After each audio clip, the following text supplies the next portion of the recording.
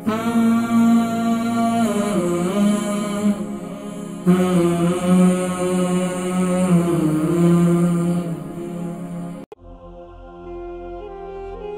वालेकुम।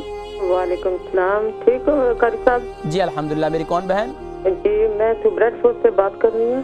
असा वास्ते दुआ करे सने हाजिर वास्ते उन्हें कोई थ्राइटिस है ते उन्हें वास्ते दुआ करे ते मैं ता हमारे फोन के पैरां दी चंडियां तलियां विच हो जेड़ियां जे निक्कियां अंगलां नहीं ना पर चंडियां ना। जी कौन गल करने तुसी? जी मैं तो ब्रेडफोर्ड से गल करनी क्या ना है? जी ना ज़ैदा जुबैदा। जी जी जी जुबैदा बहन जी पैरां विच कारी साहब जेड़ियां चंडियां हो जानियां ने किस तरह खत्म हो सन? पैरां में क्या हो जाते हैं? चंडी चंडी क्या मतलब होता है चंडी? और निक्कियां निक्कियां चंडियां जी हो जानियां ना।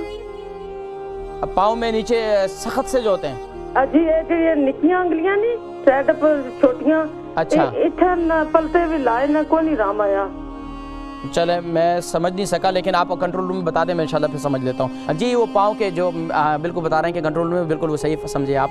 यानी कि आपने देखा होगा अक्सर लोग जो है ये मैं इसलिए नाज़रीन को भी बता रहा हूँ कि आप भी समझ जाएँ कि चंडी क्या होता है।